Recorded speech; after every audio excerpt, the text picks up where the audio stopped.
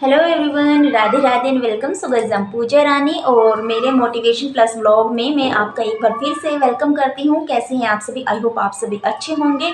So guys, video को बिना skip किए फुल वॉच कीजिएगा, तभी आपको समझ में आएगा कि क्या मैं आपको समझाना चाह रही हूँ हर एक वीडियो। क्योंकि हाउसवाइफ के लिए बहुत सारे किचन टिप्स, बहुत सारे स्टिचिंग टिप्स, बहुत सारा मोटिवेशन मैं अपनी वीडियो में लेकर आने की कोशिश करती हूँ। तो और ट्राउज़र पैंट प्लाजो वाला जो है ये सूट मैं स्टिच करने वाली हूँ।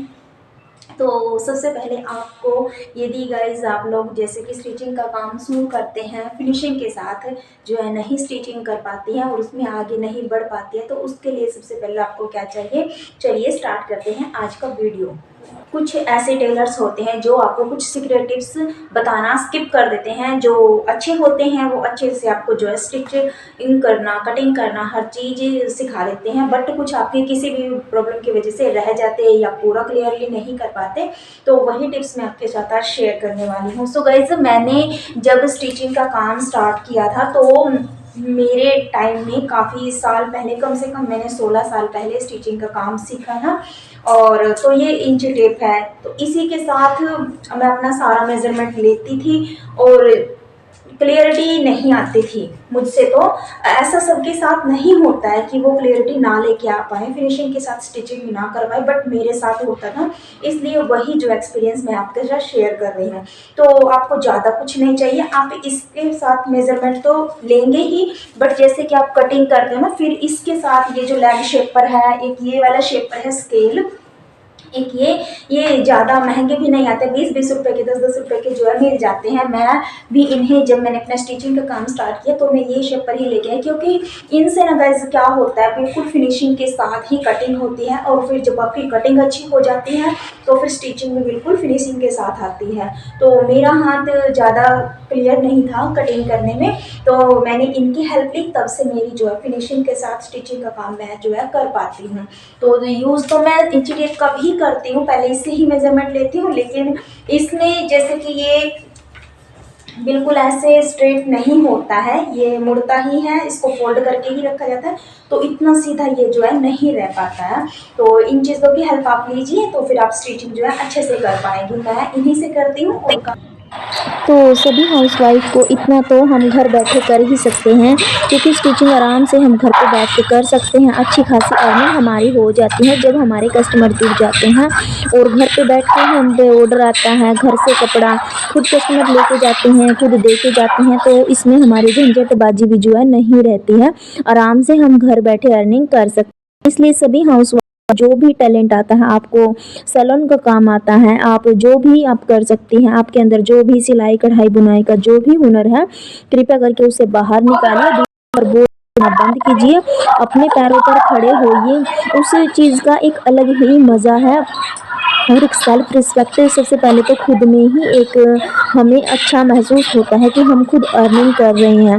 और गाइज, हाउसवाइफ को सभी को ऐसा लगभग करना ही चाहिए, चाहे उनकी फाइनेंशियली वो इंडिपेंडेंट हो या ना हो, या उनकी फाइनेंशियली जो सिचुएशन है अच्छी हो, बट सेल्फ रिस्पेक्ट के लिए सभी हाउसवाइफ को ये करना ही चाहिए। कुछ हाउसवाइफ अपने लाइफ के जो मतलब कि उनकी लाइफ में जो भी झंझट लड़ाई झगड़े चलते रहते हैं, वो सिचुएशन के साथ हैंडल करना सीख जाती हैं और ये सोच लेती हैं कि ये सभी हाउसवाइफ के साथ होता है।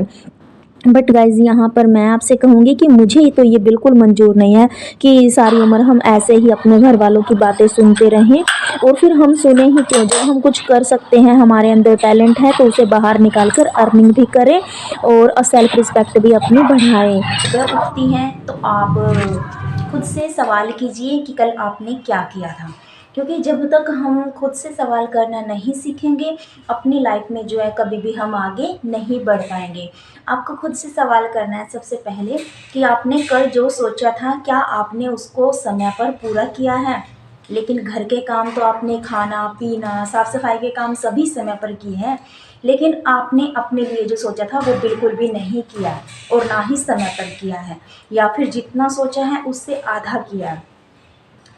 चलिए, अगर आपने उससे आधा किया भी है, कम से कम आपकी शुरुआत हुई। लेकिन अगर आपने उस काम को शुरू ही नहीं किया है तो फिर आपने कुछ भी नहीं किया, क्योंकि खाना पीना, ज़िंदगी जीना तो उम्र भर चलता रहेगा, लेकिन इससे आपकी वैल्यू कभी कोई नहीं करेगा। आपकी सेल्फ रिस्पेक्ट के लिए आपको खुद ही स्टैंड लेना पड़ेगा, और जब तक आप खुद से सवाल हर रोज़ सुबह शाम दिन रात आप खुद से सवाल नहीं करोगे, आप अपनी लाइफ में कुछ भी नहीं कर पाओगे। इस ओर से नहीं करना है, कोई और आपसे नहीं करेगा, क्योंकि बाकी जो लोग हैं उनको अपने सभी काम समय पर मिल रहे हैं। उनको आपकी सेल्फ रिस्पेक्ट से, आपकी वैल्यू से, आपके सपनों से, आपके लक्ष्य जो आपका टारगेट है उससे कोई मतलब नहीं है। तो मतलब है सिर्फ आपको, क्योंकि लक्ष्य आपका है, सपना आपका है, पूरा आप ही को करना है, तो मतलब भी आप ही को है और सवाल भी आप ही को करना पड़ेगा खुद से। तो आपने आज सुबह उठे हो, घर के सारे काम आपने ख़त्म कर दिए हैं, लेकिन बहुत सारा टाइम आपके पास बच जाता है, जिससे कि आप फ़ोन को स्क्रॉल करने में और फ़ोन पर गपशप करने में, या फिर आप अपने अड़ोस पड़ोस में गपशप करने में जितना ज़्यादा आप अपना टाइम वेस्ट करते हो वो नहीं करना है, उसे खुद पर स्पेंड करना है, उसे खुद पर लगाना है।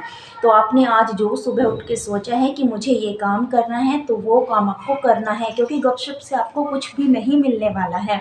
लेकिन आपने जो सोचा है अपने लिए, आपने जो स्टैंड लिया है, अगर आप उसको पूरा करोगे तो आप अपनी लाइफ में कुछ कर पाओगे, सपने भी पूरे होंगे और आपकी वैल्यू भी बढ़ेगी। तो जो गपशप करने वाले लोग हैं उनकी परवाह मत कीजिए।